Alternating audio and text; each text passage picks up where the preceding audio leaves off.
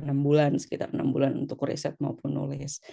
Nah, mau sharing aja walaupun di UK itu sekolahnya cuma setahun, tapi hal yang kita dapatkan itu banyak banget sehingga tantangan dan obstacle yang aku rasakan selama setahun ini nih cukup kerasa, apalagi situasinya di luar negeri dengan bahasa yang sangat berbeda, dengan culture yang berbeda, dengan habit orang-orang yang berbeda, dan teman-teman di kelas itu tuh beragamnya sangat luar biasa.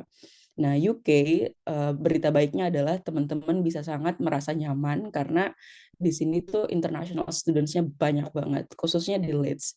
Jadi Leeds ini adalah salah satu kampus di UK, letaknya di bagian paling utara, dan kalau teman-teman cari salju di sini nggak ada salju, jadi jarang ada salju, hanya 1-2 hari terjadi dalam setahun. Tapi kampus yang menawarkan banyak banget international students mulai dari India, China, Taiwan, bahkan yang Southeast Asia itu tuh banyak banget. Lalu kalau di kelasku di bidang lingkungan sendiri, aku nggak tahu kenapa itu orang bule suka banget belajar lingkungan. Jadi di kelasku itu course-nya terbilang baru, tahun ini baru dimulai.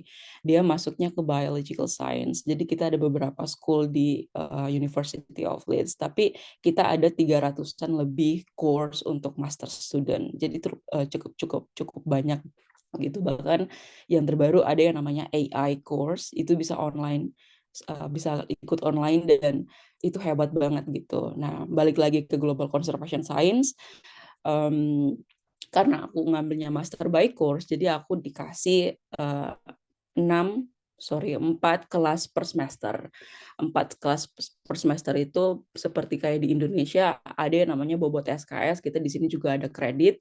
Jadi untuk master students yang master by course itu dia harus menyelesaikan sekitar 180 credits, dan ada juga optional module yang kamu bisa ambil untuk menambah kreditmu gitu, just in case kalau ada orang-orang tertentu yang ya udah hanya kuliah hanya untuk sekedar mencapai target kreditnya, tapi ada juga orang-orang yang memang kuliah pengen untuk nyari wawasan atau ilmu dan skill sebanyak-banyaknya gitu.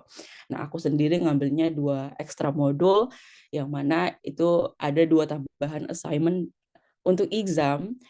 Di courseku itu dia nggak ada exam, tapi tugasnya bobotnya lebih lebih susah dan lebih banyak gitu, dan waktu yang dikasih pun misalnya kita akan ada group project yang nyelesainnya sebulan, atau kita ada esai yang harus nulisnya tuh 2 bulan gitu.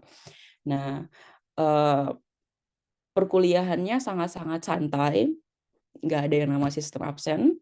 Jadi walau pertama aku kuliah di Unpati, rule-nya agak-agak strict gitu. Dengan kita dikasih sistem absen, kita dikasih sistem yang kalau kita alfa berapa kali bakal mengurangi apa gitu. Tapi di sini apa ya, kita dikasih freedom gitu. Kamu mau kuliah terserah kamu nggak mau kuliah juga terserah kamu. So it's just like all in you gitu loh. Dan yang enaknya juga ada keterbukaan antara mahasiswa sama dosennya. Misalnya di sini itu sangat mengedepankan yang namanya mental health. Jadi kalau kamu merasa proses perkuliahanmu sudah mengganggu kondisi mentalmu, ini agak-agak hal baru sih yang aku temukan di UK gitu, yang belum pernah aku temukan dimanapun dalam proses pendidikan gitu kan. Kalau kamu menemukan proses perkuliahan itu apa ya, membuat kamu merasa terganggu secara mental atau membuat kamu anxious atau bagaimana, itu kamu bisa ngobrol ke school parent atau fakultasmu gitu untuk konsultasi. Apalagi kalau kamu international student, kamu bilang bahwa aku lagi nggak baik-baik saja, aku butuh penanganan secara medis atau apa gitu, dan mereka akan mengarahkanmu. Biasanya kalau setiap school parents di biological science itu yang namanya well-being biological science, itu mereka akan ketemuin kamu sama psikiater atau sama dokter atau gimana, dan itu akan berpengaruh ke deadline-mu gitu. Misalnya kayak aku 1 Mei deadline-nya, itu akan dimundurkan sesuai dengan kondisi kesehatanku gitu. Jadi untuk mahasiswa dari mulai kondisi tugas tuh nggak ada paksaan sama sekali. Mungkin yang terasa paling berat adalah gimana kita nyelesain tugasnya dengan pengen dapat predikat distinction gitu. Dan di UK ada satu hal yang bikin aku sangat perlu beradaptasi keras gitu. Di awal meeting dengan program leader itu seperti kayak ketua jurusan, dia udah emphasize bahwa dia udah ngomong kalau emang kita nggak bisa berharap dapetin grade atau mark yang tinggi gitu di UK. Berbeda dengan sistem yang ada di US maupun Europe, di UK itu tuh untuk master student, kamu udah bisa pass modul itu kalau nilaimu di atas 50. Di Indonesia nilai 50 itu tuh kayak itu nilai paling buruk gitu kan. Jadi nilai 50 di sini udah yang penting dia pas. Dan nilai 60 itu kamu dapat predikat merit. Nilai 70 itu kamu dapat predikat distinction which is excellent gitu kan. Nah, aku pertama kali dapat nilai 60 tuh aku mental breakdown gitu loh. Kayak kok bisa dapat nilai 60, ya ampun, memalukan gitu kan. Tapi di sini kita konversinya ke US bisa A, B, A minus dan B plus dan lain-lain. Sedangkan kita juga bisa konversi ke Indonesia. Orang sini nggak terlalu mementingkan nilai, bisa dibilang, karena pada akhirnya kita nggak bakal dikasih transkrip gitu, kecuali kita yang minta sendiri untuk kebutuhan kerja. Biasanya orang-orang Asia yang memang degree oriented gitu, yang memang butuh transkrip untuk melamar kerja, untuk melanjutkan pendidikan ke strata selanjutnya dan lain-lain. Tapi di sini overall mereka yang penting kamu menguasai apa yang mereka berusaha sampaikan gitu. Kalau karena di courseku ini conservation in general, aku belajar soal bukan cuma tentang laut ya gitu ya, basicku gitu, tapi juga tentang darat. Dan hebatnya adalah mereka bisa memberikan kita materi-materi yang tadinya kita nggak tahu apa-apa gitu. Kita kayak benar-benar satu kertas kosong dan mereka bisa datang dengan hal-hal baru gitu yang menurut mereka kita bisa menyerap itu gitu tanpa melihat menemui kesusahan-kesusahan di tengah-tengahnya. Nah, tujuan S2 aku adalah aku pengen, karena sebelum melanjutin S2 aku udah punya payung yang besar banget nih, goal yang besar yang aku ingin capai. Jadi itu yang penting banget yang harus di note sama teman-teman. Lanjut S2 itu mungkin beda dengan tujuan kita lanjut S1 gitu. Mungkin S1-nya adalah kita pengen ya udah yang penting kita dapat gelar sarjana aja dulu deh, atau yang penting kita dapat status dulu sebagai mahasiswa S1 gitu. Kita dapat status, keluarga kita oke-oke aja, dan kita nggak diceritain sama teman-teman kita bahwa kita nganggur, bahwa kita nggak punya status pendidikan yang oke gitu. Tapi di S2 itu beda banget teman-teman. Jadi punya goal dan tujuan yang jelas itu paling penting, sehingga ketika proses S2 yang let's say setahun cuma di UK nih, itu bisa terselesaikan dengan baik gitu. Itu bisa mencapai goal dan target setiap semesternya gitu. Apalagi kalau kita dikasih beasiswa sama negara. Karena LPDP itu benar-benar mereka tuh mereka menuntut untuk kita memberikan progress report setiap semesternya. Mulai dari menceritakan keseharian kita, bukan keseharian sih, tapi kayak semester itu kamu capai apa aja, kamu ikut conference apa aja, kamu ikut kegiatan mahasiswa apa aja. Even kalau teman-teman hanya ikut PPI misalnya ya, yang organisasi untuk students yang di Indonesia yang ada di luar negeri, itu bagus banget gitu. Artinya kayak teman-teman aktif secara sosial gitu. Lalu teman-teman akan menceritakan obstacle-nya apa aja ditemukan di jalan gitu. Lalu how you cope with that gitu. Lalu bahasamu bagaimana? Karena bahasa yang paling concern di sini. Pertama, kamu akan tiap hari ngomongin bahasa Inggris. Yang kedua, kamu akan menyelesaikan tugas-tugasmu dengan bahasa Inggris. Yang ketiga, kamu bisa nggak ngikutin proses perkuliahannya dengan baik nggak dari dosenmu gitu. Dosen-dosen di sini tergantung school. Kalau School of Environment, Earth and Environment, mereka banyaknya dosen-dosen dari UK gitu, atau dari Europe, dari US. Kalau Biological Science, mereka juga dari UK, yang Europe dan lain-lain. Nah, balik lagi ke progress report yang harus dikasih ke LPDP. Untuk teman-teman sendiri, kita nggak usah khawatir soal obstacle ini untuk teman-teman yang mau melamar LPDP ya. Kita nggak usah khawatir soal nanti, aduh duitnya kurang nih, atau duitnya lama nih masuknya. Itu LPDP sangat concern soal hal itu gitu. Jadi kalian nggak usah khawatir kalau kita bakal kesusahan atau kita bakal apa.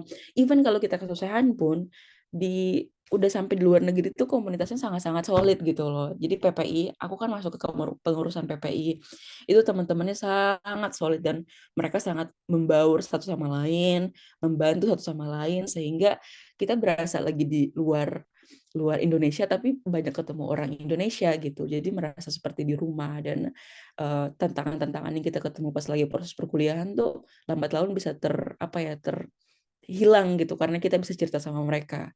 Itu yang aku rasain.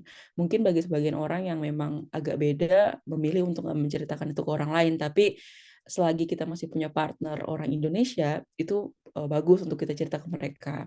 Nah, ngomongin soal masalah lingkungan pertemanan itu banyak-banyakin untuk berteman dengan teman-teman yang uh, uh, English speaker gitu karena itu juga bisa jadi salah satu cara untuk kita improve our speaking skill, improve writing skill dan semua-semuanya karena di UK itu walaupun kita kuliah cuma setahun terkesannya agak padat tapi apa ya life balance-nya itu sangat-sangat terasa gitu.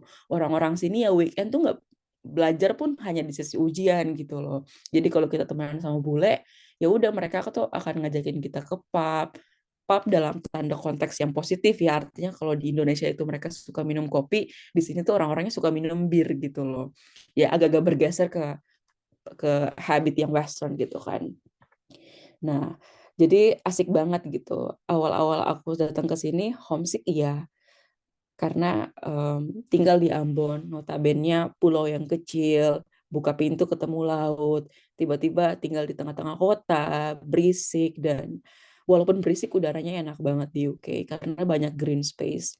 Lalu jauh dari keluarga, tapi itu hanya bertahan sebulan 2 bulan gitu. Apalagi makanan teman-teman di Leeds itu nggak ada warung Indonesia seperti di London atau Birmingham atau Manchester. Mereka punya banyak warung Indonesia, di Leeds itu jarang ada warung Indonesia. Tapi banyak tempat-tempat yang bisa jadi alternatif kayak Pakistan, Indian food itu yang sama dengan lidah orang Indonesia. Jadi untuk makanan tuh nggak ada jadi obstacle paling besar di sini.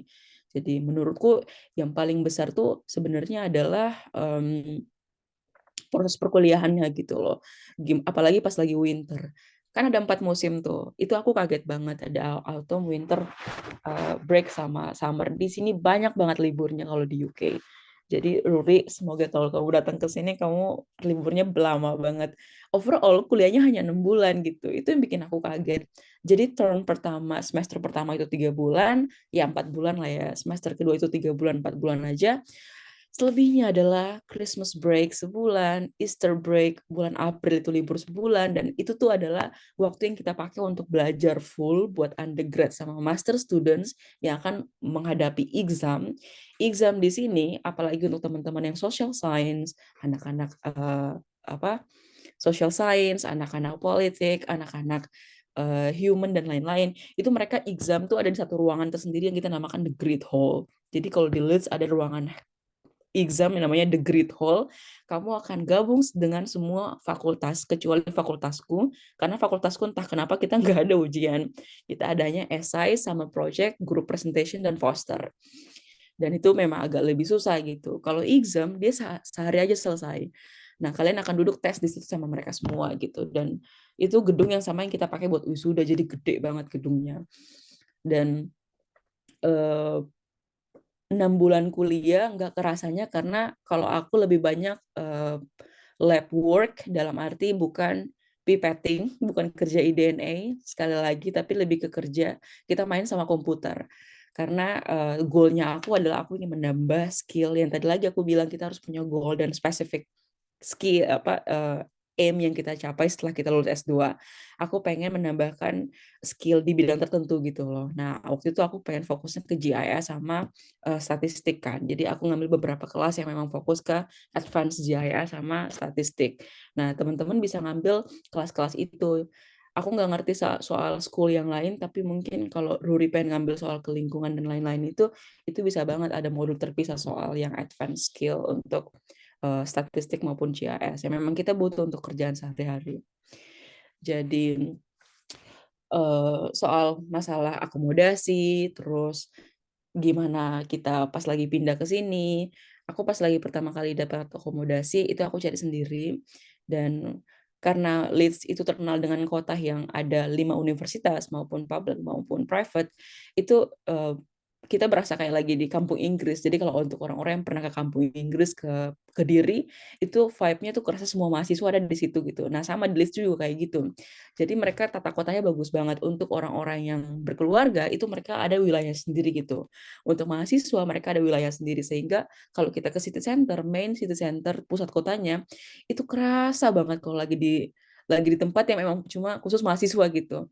Tapi kalau weekend itu semua orang tuh ada di jalan. Nah, untuk teman-teman yang non beasiswa dan pengen cari part-time job, kayak aku bisa bilang UK is the best place for part-time job karena mereka sangat menghargai yang namanya gaji buat di atas UMR kalau dibilang di Indonesia itu. Jadi misalnya ada temanku yang non LPDP, kan kalau LPDP kita nggak boleh kerja ya, kita harus benar-benar fokus kuliah aja. Yang non LPDP itu mereka boleh kerja. Nah, biasanya part-time job itu mereka dapat 10 pound per jam dan dibayarnya per jam. Kamu bisa kerja di kafetaria, kamu bisa kerja di coffee shop, kamu bisa kerja di National Library, atau kamu bisa kerja di mana aja. Dan mereka sangat menghargai orang-orang yang difabel gitu, yang buta tuli, yang nggak bisa jalan, yang berkekurangan gitu, dan fasilitasnya juga mendukung itu. Aku pernah punya cerita ketika aku lagi pergi ke department store gitu, yang melayani aku adalah orang yang buta gitu, yang awalnya kita bisa bilang kayak emang mereka bisa gitu kan ya, habitnya orang Indonesia gitu, questioning every different things gitu kan ya. Dan aku hari-hari itu menjadi orang Indonesia gitu, kok emang mereka bisa, dan ternyata tuh mereka hanya berbeda gitu loh mereka. Dan itu yang perlu kita pelajari teman-teman sebelum kita keluar itu, karena bakal banyak banget hal-hal berbeda yang kita tuh temukan di jalan, mulai dari kita ketemu dengan teman-teman yang mungkin berbeda ideologi, berbeda paham politik, berbeda cara pandang soal apa ya, hal-hal yang sensitif soalnya, seperti kayak isu-isu LGBT misalnya, atau isu-isu konflik antar negara. Itu banyak banget hal-hal paham-paham yang berbeda. Aku pengen share sedikit cerita soal salah satu modul yang agak-agak ekstrim di sini. Jadi nama modulnya itu Equitable Sustainability. Seperti yang aku tadi mention di awal, bahwa course itu adalah course yang baru di tahun ini, tahun kemarin, sorry, di September kemarin, itu kita dikasih beberapa modul yang menurut orang-orang tuh itu sangat-sangat radikal. Jadi di courseku ini tuh dibahas soal white supremacy dan apa ya, rasisme gitu loh, yang dimana untuk rasisme untuk orang-orang Afrika.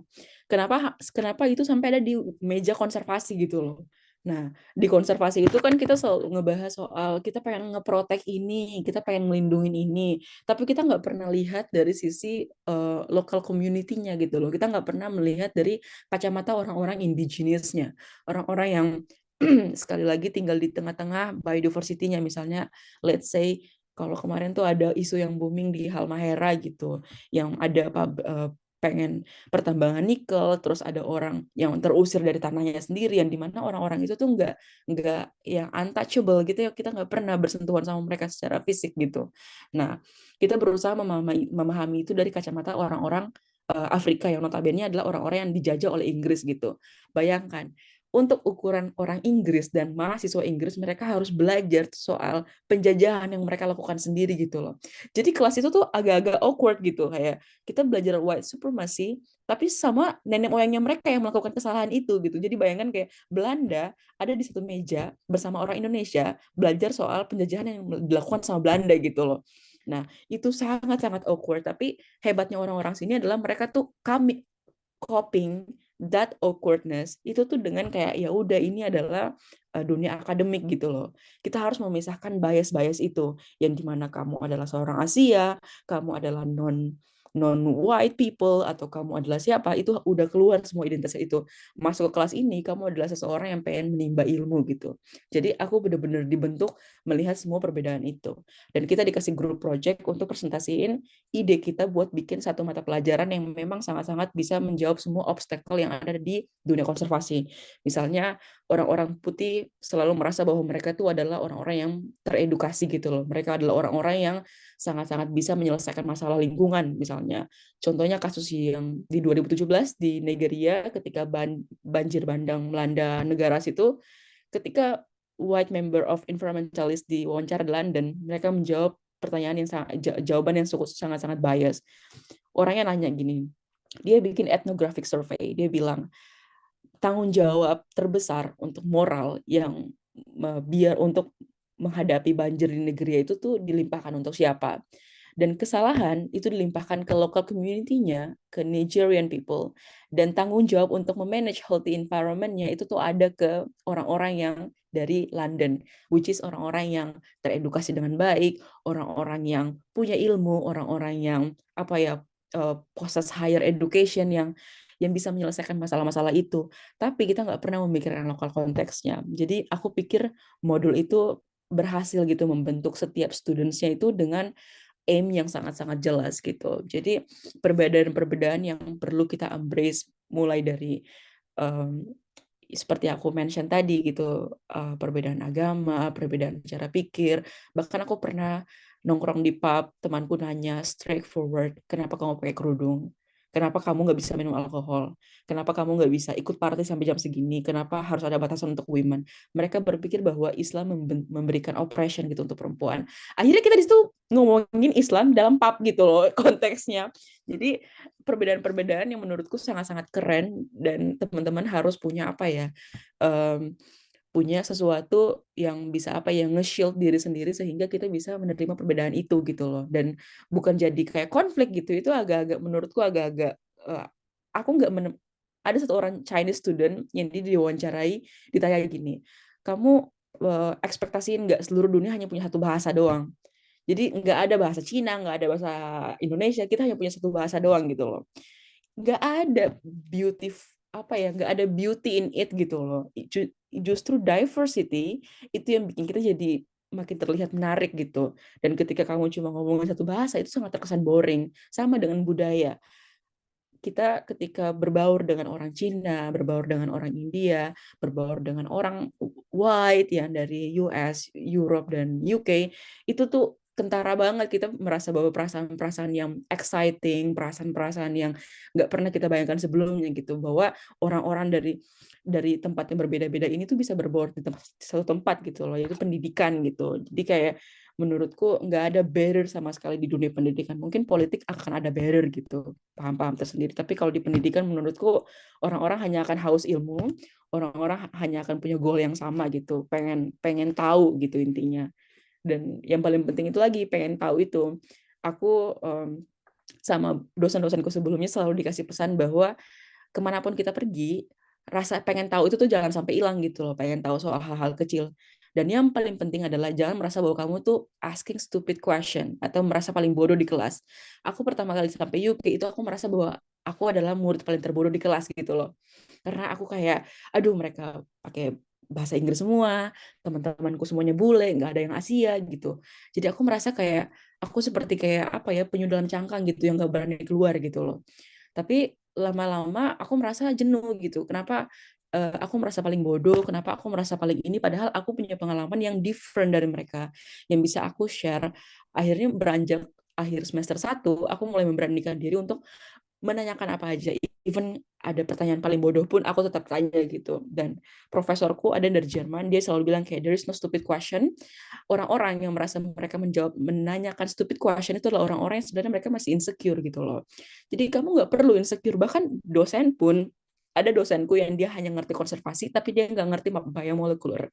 Dia bilang sendiri ke teman-temanku bahwa I don't have any clue on this field. Aku nggak punya apa-apa background dan lain-lain, dan aku nggak tahu.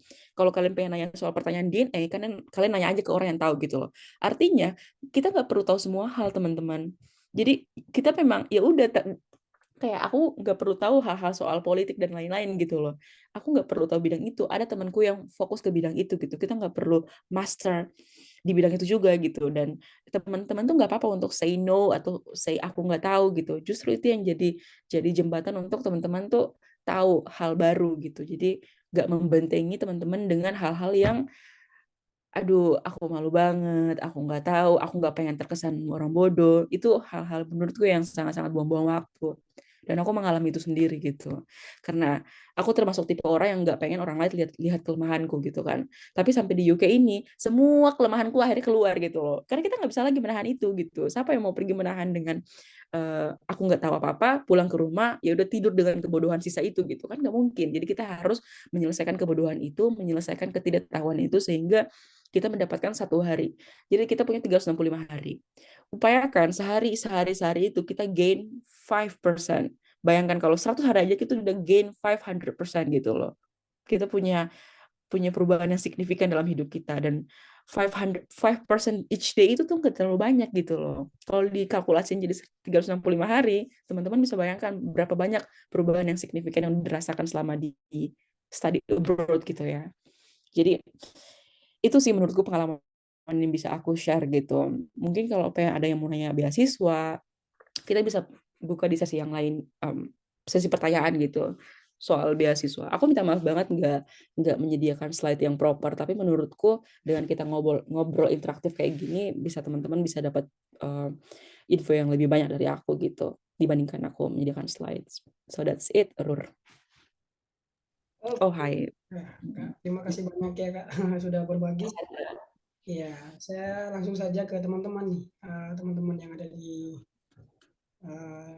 room ini atau di webinar ini. Silakan yang mau bertanya boleh langsung ya, bisa langsung saja bisa bertanya. Raise hand-nya, itu saya izinkan baru bertanya. Silakan teman-teman, ada. Saya boleh bertanya? Boleh, Boleh. Bang Ruri. Ragil tuh, Ragil. Ada Ragil juga ya. Bang Ruri dulu, nanti bawa Ragil. Kayaknya bawa Ragil ya. Sudah ada Tuh, tesnya. Ragil dulu, Kak. Ragil Oh, dulu. saya dulu ya, Kak. Ya, Ragil, silakan Ragil. Ya, kedengaran, Kak, suaranya saya? Sangat Iya, kedengaran. sekarang Ragil. Ya, terima kasih atas kesempatan yang diberikan kepada saya. Ya, saya Ragil Fatur Rahman. Saya izin bertanya kepada Kak Cilun ya, panggilnya Iya. Kak. Ya, Kak, tadi saya sempat dengar cerita Kakak soal apa di sana tuh merekanya tuh nggak perlu untuk apa namanya tadi cetak degree ya, cetak apa entah itu ijazah atau iya. Terus saya tuh kadang juga berpikir gitu, kayak mungkin apakah degree itu dia memang harus jadi tujuan kita buat studi gitu, dan menurut Kakak tuh bagaimana degree oriented di Indonesia tuh mempengaruhi Kakak juga dalam perkuliahan, dan juga mungkin di sana kan nggak degree oriented tuh, dan itu perbedaannya sama di sini tuh, perbedaannya gimana mempengaruhi perkuliahan Kakak atau kehidupan sehari-hari Kakak di sana gitu. Mungkin itu Kak, gimana? Oke, Ragil. Kayaknya itu pertanyaan yang sama gitu ya, aku coba tanyakan gitu ke seluruh dunia. Lebay banget.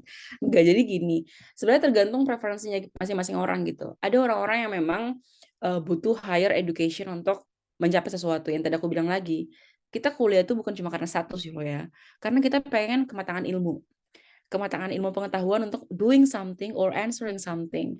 Kamu pengen kuliah gara-gara apa? Bukan cuma karena dapat prospek pekerjaan yang bagus kan, oke gitu loh. In reality, semua orang pengen punya pekerjaan yang bagus.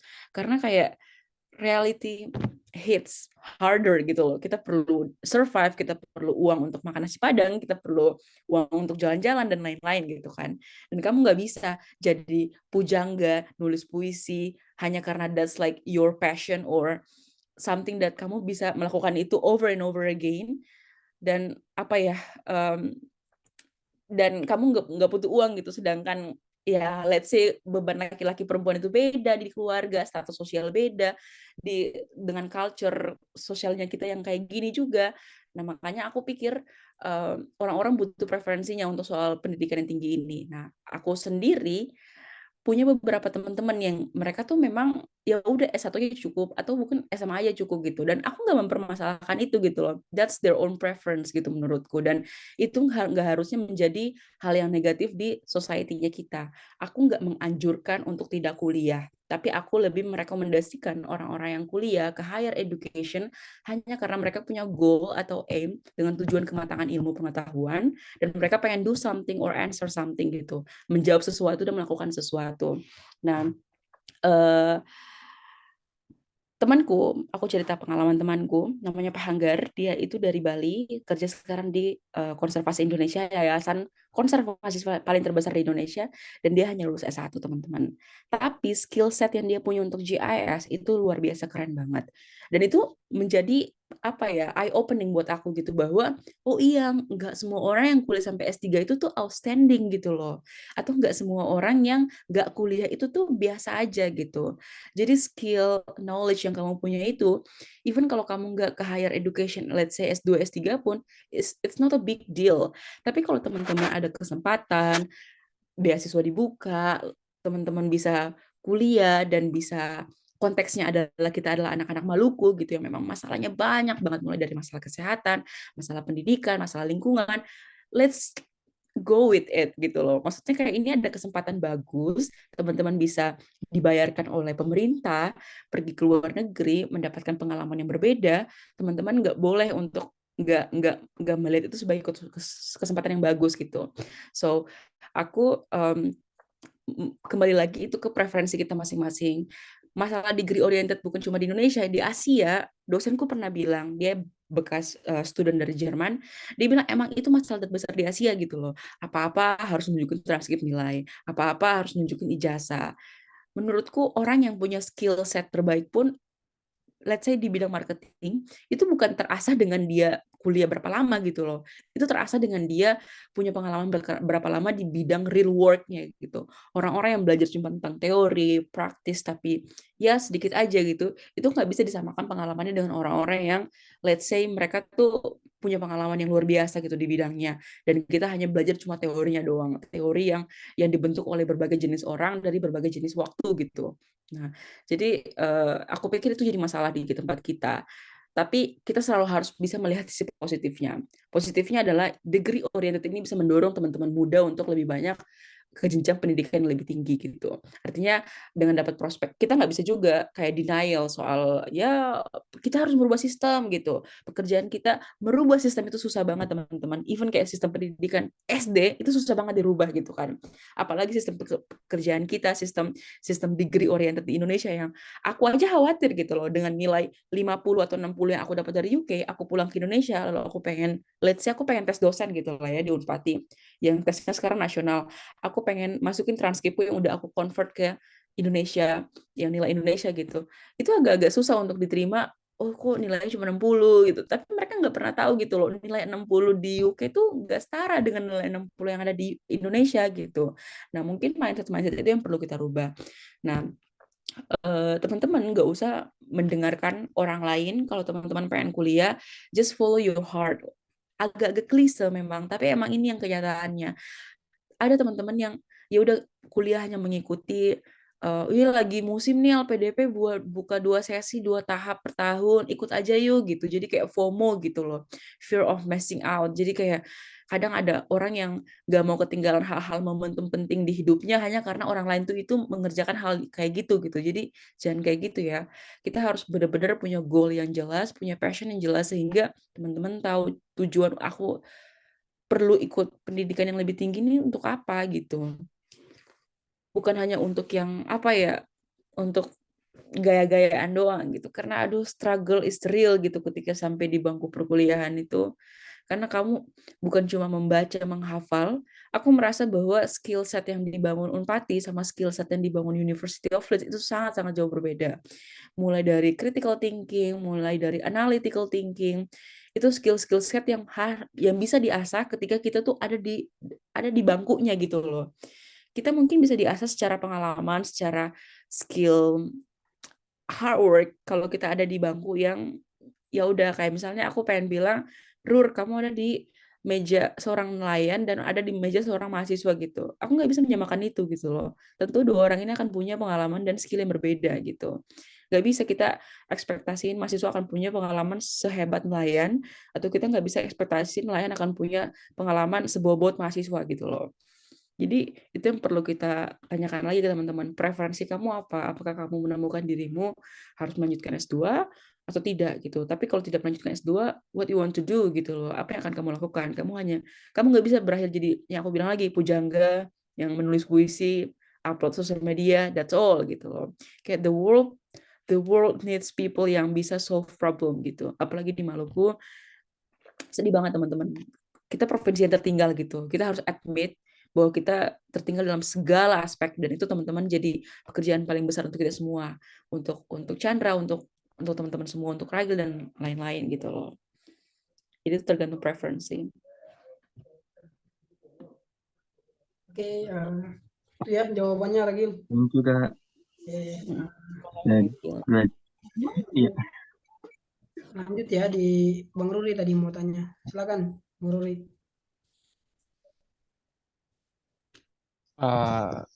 Sebelumnya suara saya kedengaran? Iya, kedengaran, Bro. Oke. Sebelumnya makasih Ci untuk penyampaian materinya, sangat outstanding sekali ya dengarnya. Kita seperti mendengar storytelling gitu. Ya,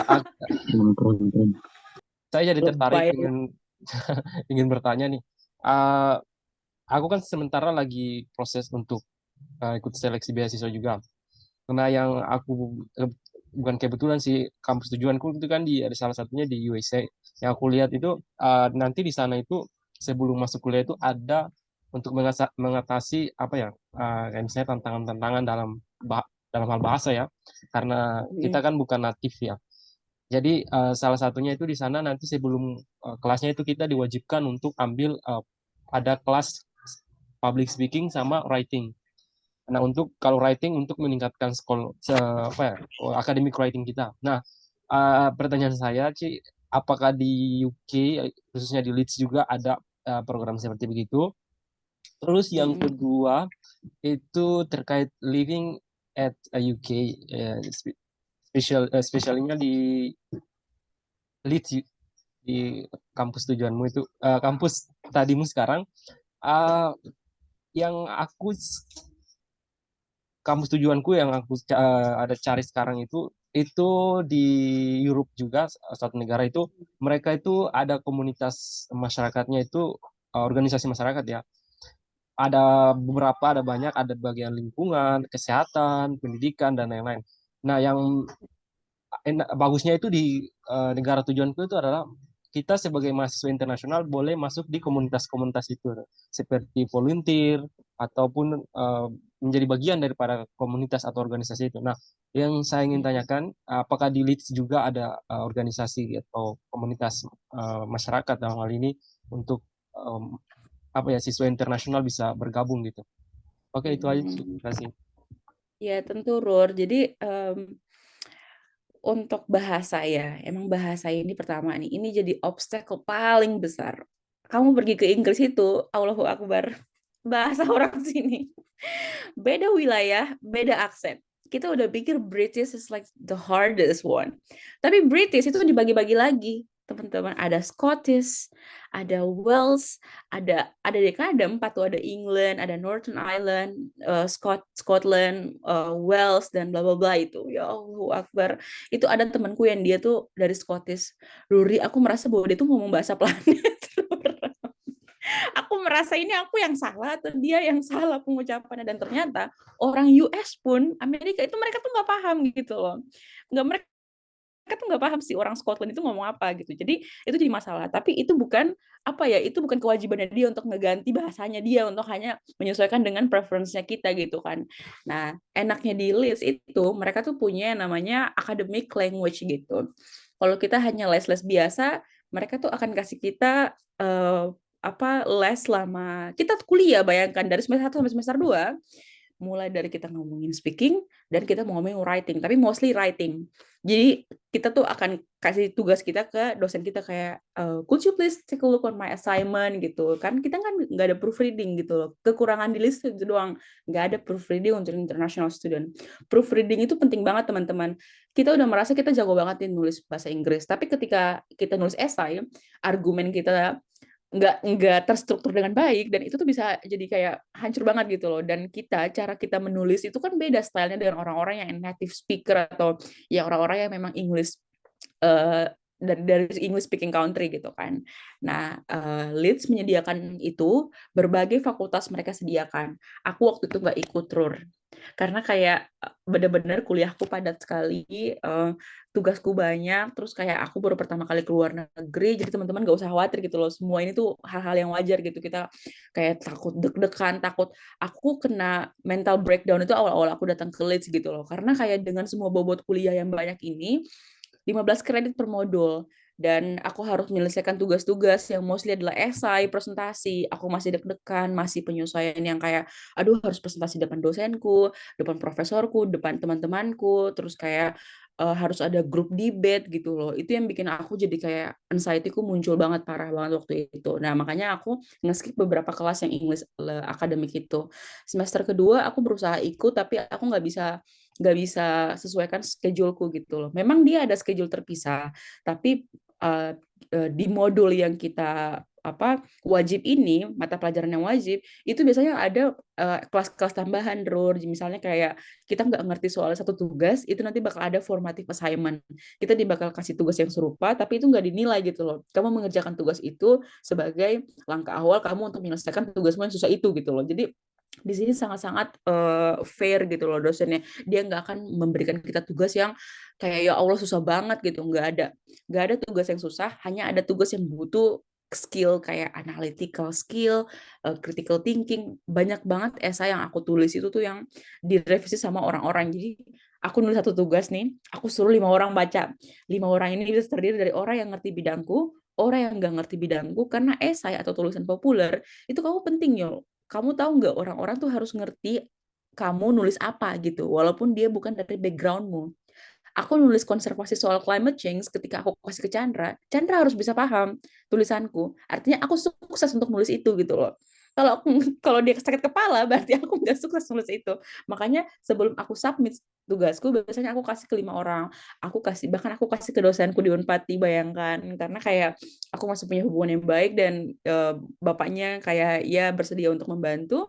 Dan aku ngasih ke dosenku, aku kasih ke teman buleku, aku kasih ke teman buleku yang bukan dari bidangku, dan aku ngasih ke teman-teman Indonesiaku yang memang aku nilai mereka punya kemampuan bahasa Inggris yang oke banget gitu. Dan aku dapat feedback, aku benerin dan aku submit gitu. Itu biasanya yang aku lakukan di sini. Nah, untuk masalah organisasi, di sini banyak banget organisasi komunitas orang Indonesia di Leeds. Yang aku bilang tadi, bukan cuma Indonesia sebenarnya sih, ada dari Malaysia. Jadi kayak orang Filipina sama orang Indonesia itu tuh nggak bisa dibedain, teman-teman. Orang Filipina itu bahasa Inggrisnya jago banget. Orang Malaysia itu kan masih ada kentara aksennya ya. Tapi kalau orang Filipina itu sama kayak orang Indonesia, adaptasi bahasa asing itu tuh lancar gitu loh. Kita nggak ada aksen yang tertentu gitu loh, seperti orang Malaysia, orang China, orang Korea, dan lain-lain. Nah, ada komunitas untuk teman-teman yang Muslim, misalnya namanya Kibar, komunitas Islam Britania Raya gitu contohnya.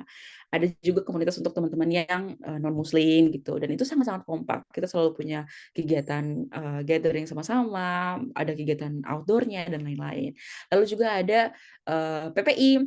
Nah, untuk teman-teman yang PPI itu, jadi aku dulu pikirnya PPI mungkin Leeds PPI sendiri, ini sendiri, enggak. Jadi kalau satu kota itu PPI-nya tergabung dari beberapa universitas gitu loh. Jadi itu jadi tempat untuk kita bergaul juga sama teman-teman dari universitas yang lain misalnya. Kalau di Leeds itu ada yang namanya University of Leeds Beckett gitu. Ada University of Leeds, University of apa-apa, ada college art apa-apa gitu. Jadi kita digabungin jadi satu, dan banyak undergrad-nya juga, banyak master student-nya juga, banyak PhD student-nya juga. Nah, PPI di Leeds sendiri mereka punya banyak kegiatan sosialnya. Kalau teman-teman sangat merasa bahwa teman-teman bisa memanage waktu teman-teman mungkin bisa tertarik gabung ke PPI UK gitu loh. Itu entitas yang menurutku agak-agak lebih besar dan mereka punya banyak kegiatan yang sangat banyak. Kayak mereka bisa ngundang menteri, bisa ngundang apa gitu, dan teman-teman bisa punya pengalaman kerja di organisasi yang menurutku agak-agak cukup besar itu, karena kayak kamu bakal kerjasama dengan teman-teman dari Scotland, dari tempat-tempat lain gitu, dan itu nggak mudah gitu loh. Jadi PPI UK juga bisa diikutin, dan organisasi-organisasi biasanya ada khusus orang Jawa gitu, orang Sulawesi. Nah, aku sama temanku berusaha untuk bikin komunitas orang Maluku gitu. Karena di angkatanku kita berdua doang. Jadi ada temanku satu orang namanya Barak siapa gitu, marganya aku lupa. Tapi dia orang Ambon, S1-nya dia dulu di Malaysia kan. Jadi dia nggak terlalu lama di Ambon. Nah, kita berdua orang Maluku, tapi untuk komunitas Malukunya, Maluku Basodara itu ada di UK juga. Jadi biasanya mereka bikin kegiatan Natal, kegiatan apa halal bihalal, itu bisa di London. Nah, itu banyak di sini. Jadi teman-teman nggak perlu merasa bahwa aku jauh dari mana-mana. Ini kita bukan ke negara yang kayak let's say Korea Utara gitu ya. Emang strict banget, nggak ada orang Indonesia, jarang ada di situ. Jadi kayak feels like home gitu, dan banyak banget Asian market di sini, dan teman-teman nggak perlu khawatir nggak bisa masak makan makanan ayam geprek, bisa di sini gitu, cabai juga gampang ditemukan. Jadi kayak menurutku udah nggak ada beda lagi sih. Bedanya adalah obstacle terbesarnya adalah lagi-lagi kuliahnya, proses perkuliahannya.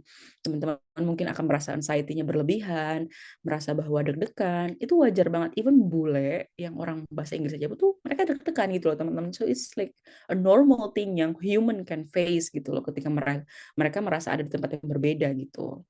So it's nothing gitu loh. Obstacle yang kalian bisa hadapi itu sebenarnya is nothing, cuma kita mindsetnya adalah aduh ini parah banget nih, aku bisa ditertawa satu Indonesia nih kalau aku bodoh gitu. No, nggak ada yang kayak gitu. So that's it. Ada pertanyaan lagi nggak? Kasih jawabannya. Iya, Ada sama-sama. di kolom chat ada pertanyaan dari Dina Hayatun. Apakah ada perbedaan antara master by course and master by research? That good question. Dari sisi penyelesaian tesis, apakah lebih baik ikut proyek penelitian pembimbing? Okay. This is like a good question. Aku hampir lupa mention ini sama project. Thank you, Ibna. Nah, untuk master by course sama master by research, aku nggak terlalu punya pemahaman yang cool soal master by research. Tapi ada beberapa teman-temanku di courseku yang dia ngambil master by research. Nanti keluarnya tuh bakal kayak Embrace gitu, aku nggak tahu Embrace Master by Research make sense. Nah, itu mereka tuh kelasnya dikit banget teman-teman, bahkan kayaknya cuma 2 kelasnya. Mereka fokusnya adalah riset setahun itu. Unpati, aku akan skip itu dulu. Mereka fokusnya akan riset doang gitu loh. Entah itu ikut project mahasiswa sama dosen, atau mereka tuh masuk ke universitas itu tuh udah ada project kantongan sendiri gitu loh. Misalnya, oh iya aku nih ikut program kolaborasi dengan UK Indonesia di project ini gitu. Karena joint research ini, aku akan menghabiskan setahun masterku hanya untuk melaksanakan project ini gitu loh. Mungkin kamu akan doing field work atau data collection, atau kamu akan lab work, DNA analysis for example. Kamu akan ngambil data di lapangan kayak mungkin anak-anak sosak gitu, ngambil data kualitatif gitu. Kamu bisa melakukan itu, intinya setahun itu kamu fokus hanya untuk menyelesaikan risetmu gitu. Dan aku nggak bisa bilang mana yang bagus gitu, master by course, master by research. Lagi-lagi sesuai preferensimu, lagi-lagi sesuai tujuanmu. Kalau kamu tujuannya adalah ingin mencari pengalaman yang lebih banyak, monggo gitu, do master by research gitu. Kalau kamu ingin mendapatkan knowledge atau teori yang lebih matang, ya kamu do master by course gitu, karena ada di persiapan kelas-kelas dan kegiatan-kegiatan kelas lainnya seperti group project dan group presentation gitu. Dan menurutku itu tergantung preferensi masing-masing. Nah, untuk penelitian sama pembimbing, kamu bisa memilih lagi. Jadi di UK itu tuh enak banget, semua enak banget. Kita bakal dikasih topik, guys.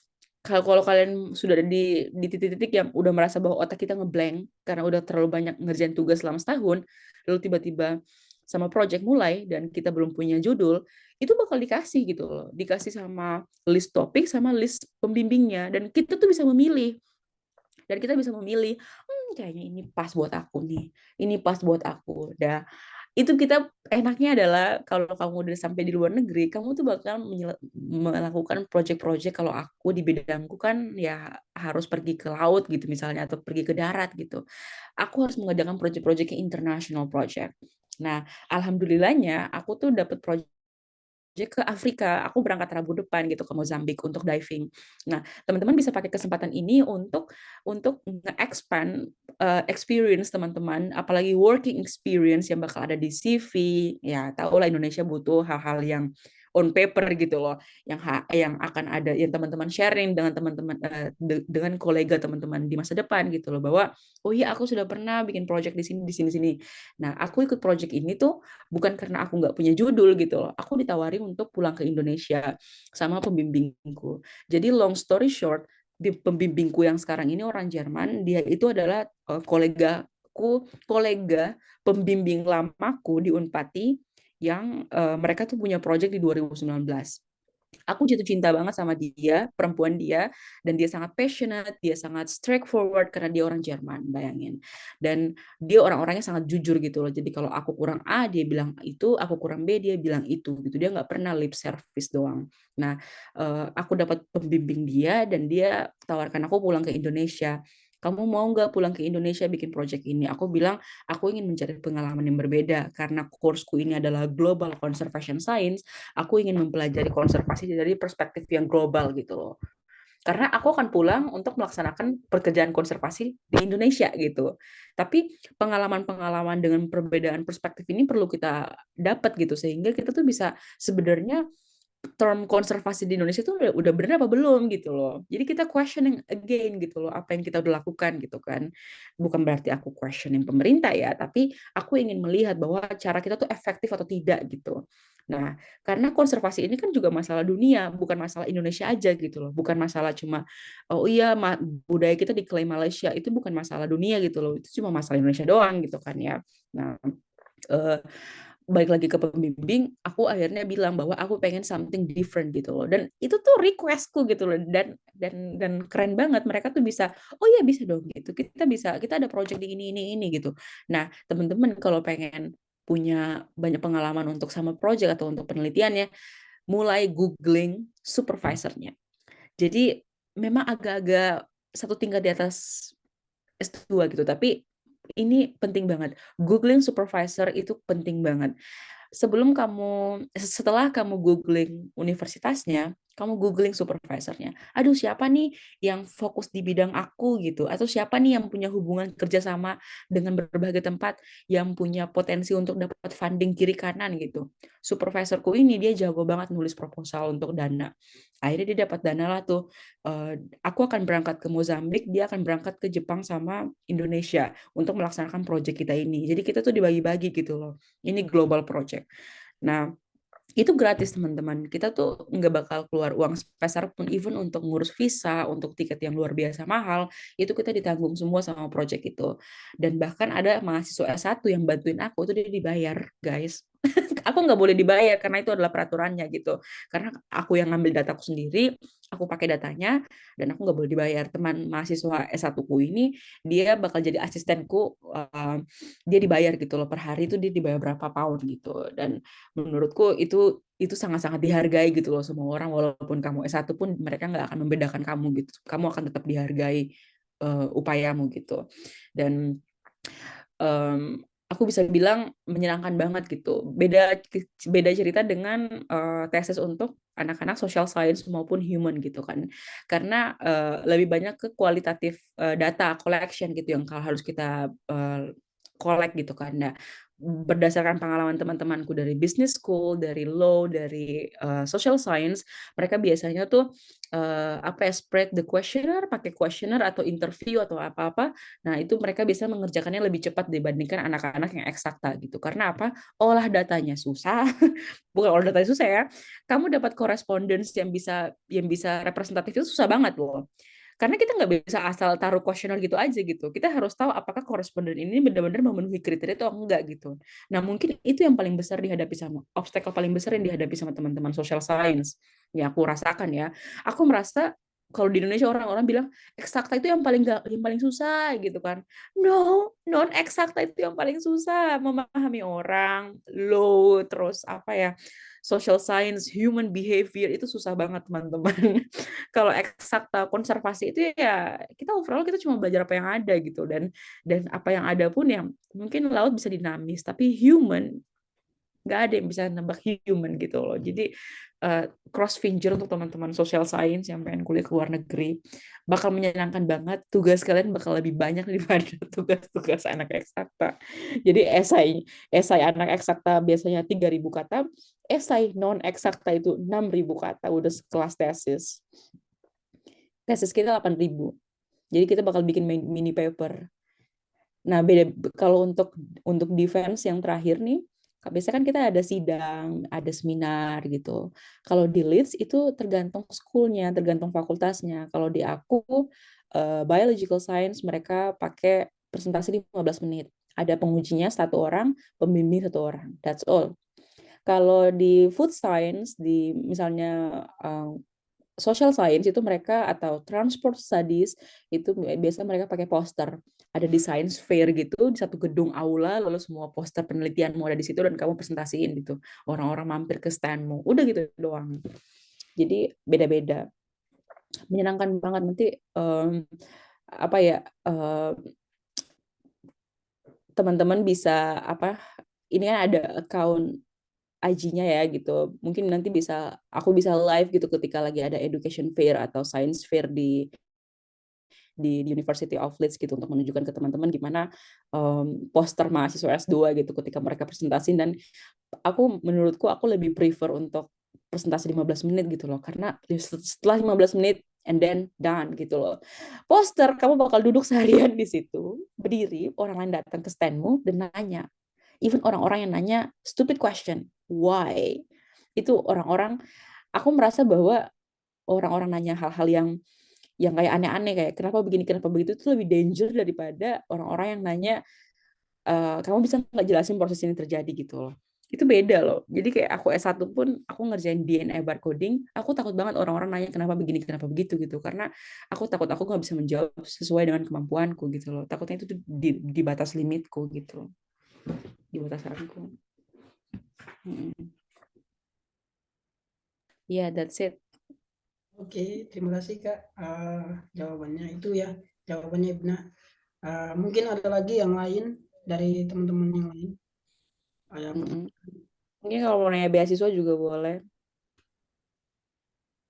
Ruri udah selesai interview.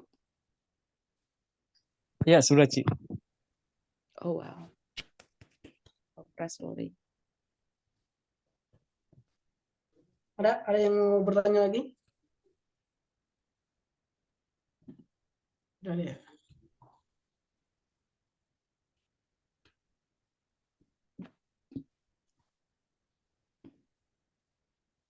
Oke, tidak ada ya. Kalau gitu saya boleh tanya Kak. Ada pertanyaan dari moderator sih sebenarnya. Saya ini lebih gini ya. Kalau di Unpati kan kita belajar itu kan by apa ya SKS gitu ya. Kita pakai SKS. Di situ juga kayak gitu.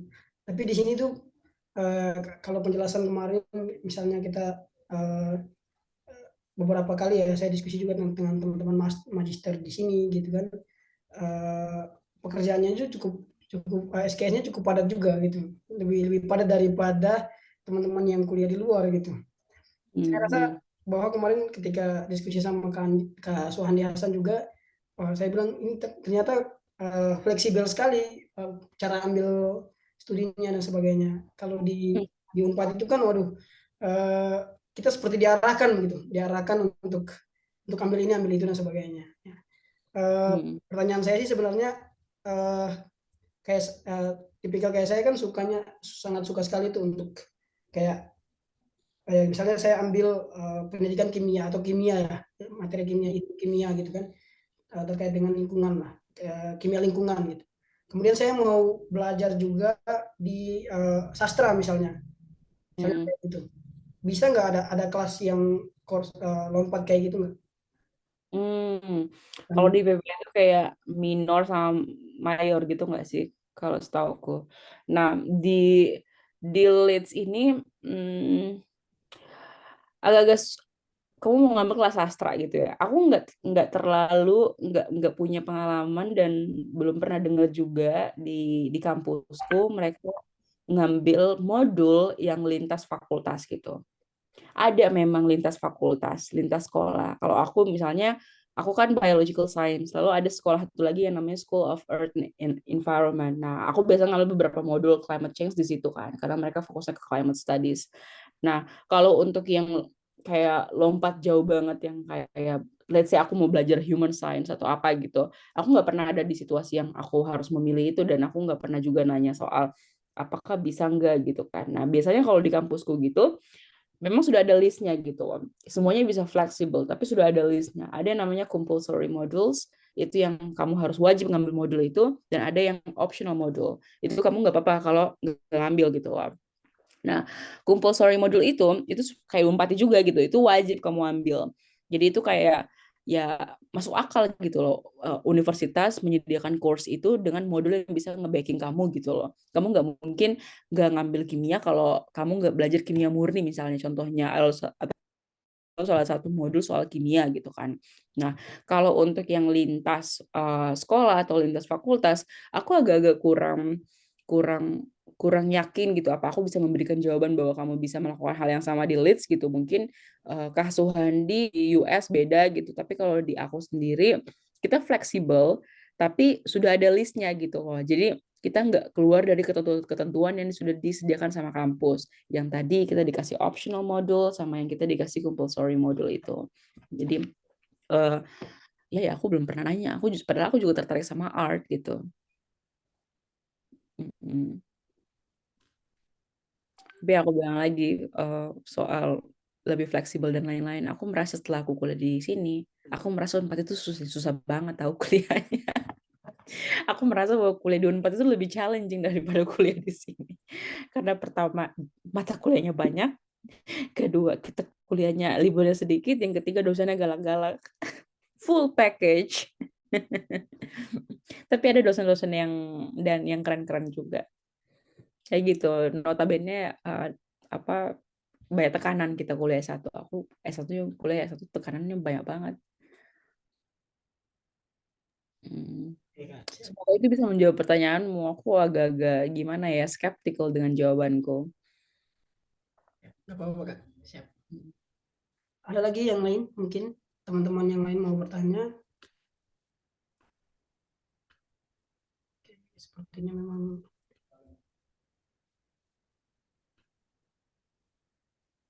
ini Maluku Young Researcher bagus banget ya. Diinisiasi kapan, Dor, ini? ya, Ruli, gimana, Ruli?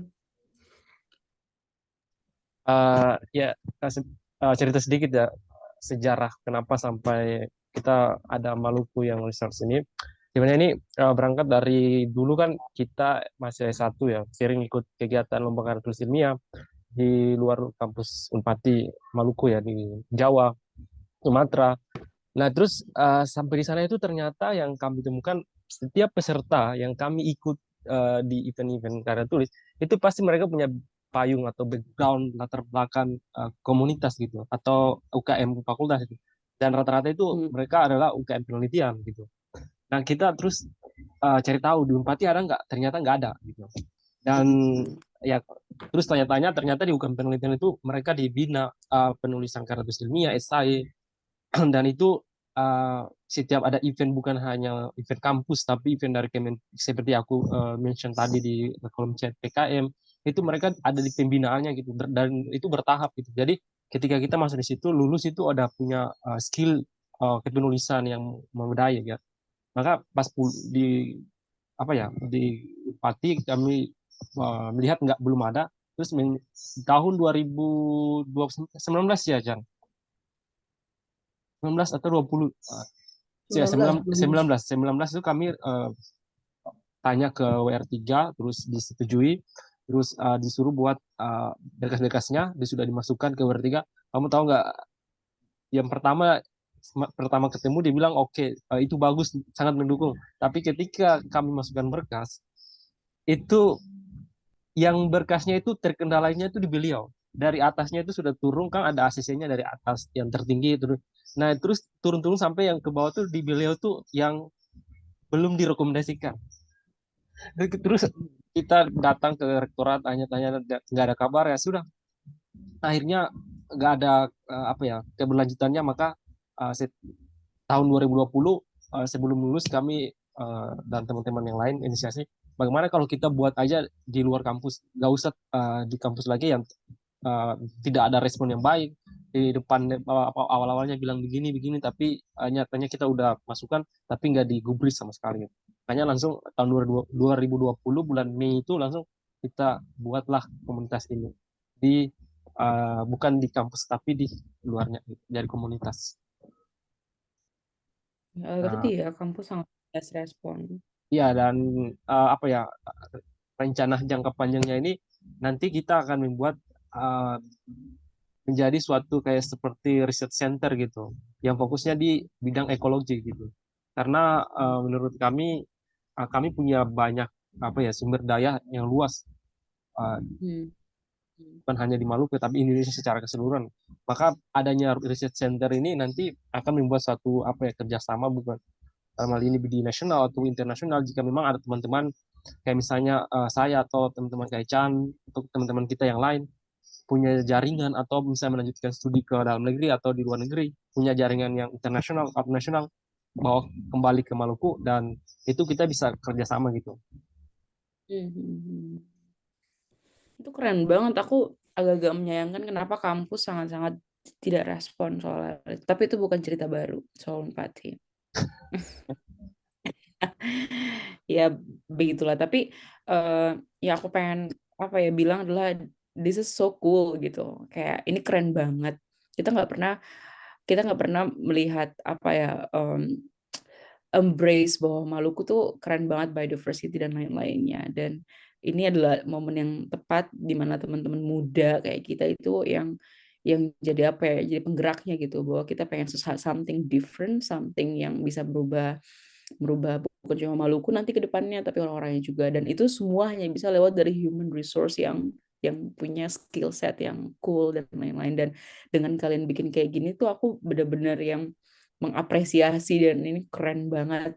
Aku melihat IG-nya kan yang ada apa workshop karya tulis ilmiah dan lain-lain itu gitu dan itu kemampuan-kemampuan yang emang nggak apa ya nggak kita diajari langsung gitu di proses perkuliahan tapi langsung diaplikasikan lewat kerja tugas dan lain-lain dan aku pikir ketika orang menyediakan workshop itu bakal valuable banget untuk teman-teman semua gitu loh.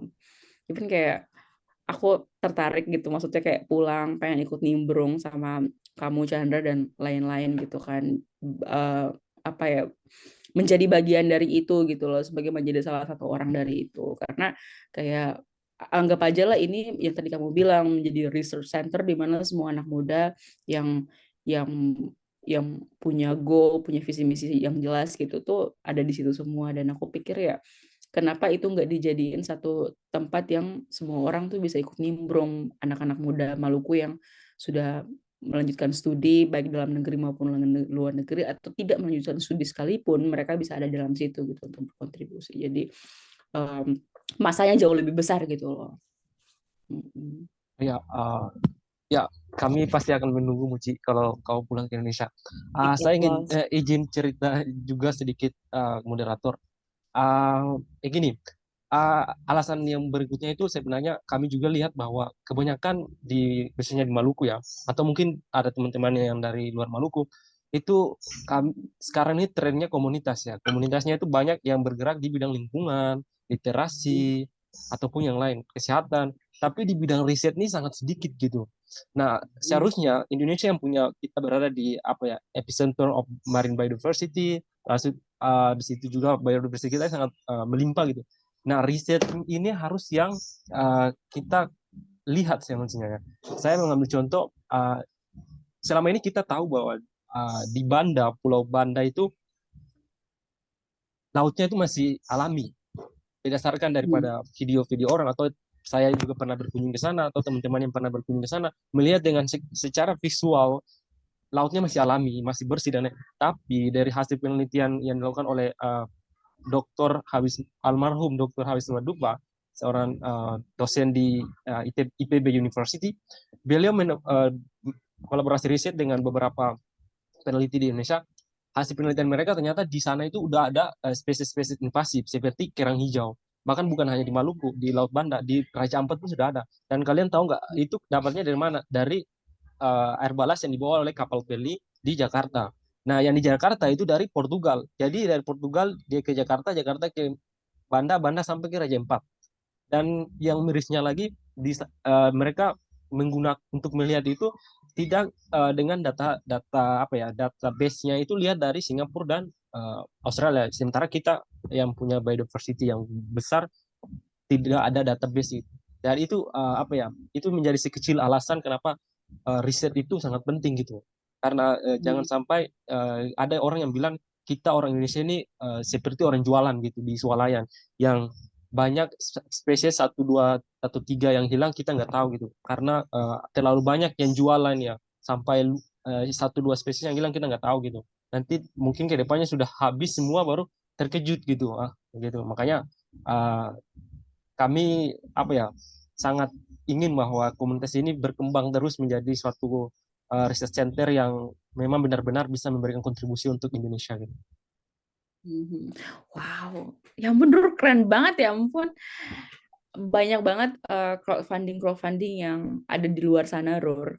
Misalnya kalau pengen, dan ada juga funding yang memang nggak fokus hanya untuk ngebiayain riset, tapi lebih banyak ke ngadain workshop dan ngadain yang hal-hal kayak gini gitu. Dan kalian bisa nulis proposal untuk dapetin dana itu gitu. Dan dengan alasan yang aku tadi dengar dari kamu tuh menurutku itu udah keren banget ya ampun. Itu kayak apa ya, mengutarakan gitu loh salah satu hal yang ingin aku ngomong juga, dan kayak kamu udah mengutarakan itu dengan sangat sangat baik dan lewat platform yang kalian sediakan ini. This is so cool. Semoga berkembang terus dan semoga apa ya tetap menuju ke arah yang lebih baik gitu loh, dan kayak jangan sampai dia stuck di tengah jalan dan harus selalu dikembangkan dengan masa yang lebih banyak gitu, karena kayak message yang kamu baru selesai nyampein ke aku nih harus tersampaikan ke banyak orang juga gitu, ke anak-anak muda yang even di Banda yang kalian bisa rekrut juga gitu teman-teman di sana. Aku kenal beberapa teman-teman yang aktif kegiatan riset juga sama mereka. Kalau pernah dengar, mereka jadi dia peneliti Jerman, suaminya punya dive center di Blue Motion, dan mereka tuh suka ngelatih anak-anak Banda untuk diving dan lain-lain gitu, untuk do ecological survey, dan mungkin sama mereka kalian bisa kolaborasi atau gimana, but that's like a good chance untuk dilakukan di masa depan gitu. Nah, mungkin begitu ya Kak. Kita cukupkan saja. Mungkin sebelum kita mengakhiri saja ya webinar ini, mungkin waktunya sudah cukup panjang juga, sudah banyak cerita dan luar biasa sekali. Kita juga saling sharing, teman-teman juga akhirnya bisa tahu kami ada begitu MIR Maluku Young Research. Dan untuk menutup ini saya meminta Kak Cilon untuk memberikannya lah begitulah. Ya. Silakan Kak. Saya mau minta maaf karena saya terlambat gitu, terlambat yang cukup lama yang mungkin tidak bisa ditoleransi gitu ya. Tapi yang ingin aku sampaikan adalah punya specific goals dan aim dalam hidup itu tuh penting banget gitu. Aku nggak ngerti ketika seorang manusia hidup tanpa goal dan tujuan yang jelas gitu loh. Kayak the purpose of life itu kayak pondasi gitu yang bikin kita tetap aktif, kita tetap punya punya apa ya, punya harapan untuk memulai hari besok. Aku banyak dengar cerita-cerita orang-orang yang apa ya, yang inspiratif gitu tentang gimana mereka akhirnya menemukan ikigainya mereka. Kalau teman-teman pernah dengar konsep ikigai, yang the purpose of life, yang orang Jepang itu. Dan aku itu bisa diaplikasikan ke kita juga gitu loh, bahwa kita mencari apa yang kita suka, apa yang dibutuhkan dunia, apa yang kita bisa lakukan, dan apa yang bisa menghasilkan apa ya, memberikan kita financial security gitu untuk kehidupan kita. Dan itu penting ketika konteksnya di Maluku gitu, di mana semua orang perlu survive. Dan punya specific goals itu teman-teman, itu bukan hanya soal tentang yang abstrak gitu loh. I want to contribute something to Maluku for example, tapi lebih ke kamu mau bikin apa dan ngapain dan kapan gitu loh. Jadi ada specific goals-nya gitu. Ada kamu breakdown lagi mulai dari goal paling besarku adalah I want to do something, mulai untuk I want to do something itu kamu definisikan sebagai kamu mau bikin apa. Dan mau bikin apa itu kamu breakdown lagi ke cabang-cabang paling kecil sehingga kamu bisa mengeksekusi cabang-cabang paling kecil itu duluan gitu loh. Kalau melihat goal besarnya itu bakal susah, impossible untuk melakukan itu. Misalnya kayak aku ingin biodiversity-nya Maluku ini tuh dia bisa diolah dengan sustainable sehingga orang-orang Maluku tuh keluar dari apa ya bayang-bayang kemiskinan gitu. Itu sangat ironi. Kita punya biodiversity yang melimpah ruah tapi kita tuh miskin gitu. Dan kita kekurangan gizi dan lain-lain gitu loh. Dan aku pengen membolak-balikan keadaan itu. Untuk sampai ke titik itu aku harus ngapain gitu loh. Mulai dari pengembangan diriku sendiri sampai orang-orang di sekitarku. Aku harus ngapain. Dan langkah-langkah kecil yang kita bagi ke cabang-cabang yang lebih kecil itu menurutku akan lebih mudah untuk kita capai dibandingkan kita memikirkan goal yang sangat-sangat besar gitu. Jadi punya specific goals, aim dan apa ya hal-hal yang ingin kita lakukan itu sangat-sangat penting, mulai dari waktunya, periodenya kapan, dan bagaimana aku bisa achieve itu, transportasi apa yang aku akan sampai ke titik itu. Misalnya kamu bisa pakai LPDP untuk bisa menjadi moda transportasimu, atau kamu bisa pakai apa ya beasiswa-beasiswa lain gitu untuk bisa sampai ke titik itu. Kalau kita mau ngomongin soal kamu mau lanjut S2 atau S3 gitu, atau kamu pengen lanjut sekolah. Tapi kalau nggak pengen lanjut sekolah pun, apa yang akan kamu lakukan? Harus punya plan A, plan B, plan C, sampai plan Z gitu loh. Karena kita nggak pernah tahu apa yang terjadi. Misalnya kita hanya stick to plan A, tapi kayak something happen, dan itu family issue, kayak itu masalah keluarga, dan kita nggak tahu gimana kita menghadapi itu, dan ya udah kita stuck di tengah jalan, dan itu mempengaruhi performance kita dengan orang lain gitu contohnya. Dan kita nggak mau itu terjadi, so making different plans itu penting juga. Jadi sambil kamu menyiapkan goals dan punya tujuan yang secara spesifik, kamu punya plans yang berbeda-beda, itu sangat penting. Jadi kayak dalam kamarmu taruhlah apa ya mind map gitu atau road map dalam hidupmu. Aku pengen apa 5 tahun lagi, 10 tahun lagi, 15 tahun lagi. Karena itu bukan cuma soal manifestasi diri sendiri gitu, tapi itu juga memberikan visi yang positifmu ke orang lain gitu. Kayak aku ngomongin ke Ruri, aku ngomongin ke Chandra berulang-ulang kali soal apa yang akan aku lakukan, itu akan menjadi kenyataan gitu loh. Karena aku selalu ucapkan berulang-ulang, ketika aku tidur pun aku akan ingat, aku gak akan lupa hal yang aku lakukan ini gitu loh. Aku harus capai hal ini, karena akan sangat memalukan ketika aku nggak mencapai itu gitu. Ketika aku udah menceritakan ke banyak orang visiku yang sangat positif itu gitu. So, dan carilah orang-orang yang juga menyenangkan untuk diajak ngobrol, untuk mengarah ke jalan yang akan kamu tuju gitu. Karena berjalan sendirian itu sangat-sangat kesepian gitu. So, don't walk alone. Ya, terima kasih banyak Kak atas penyampaiannya.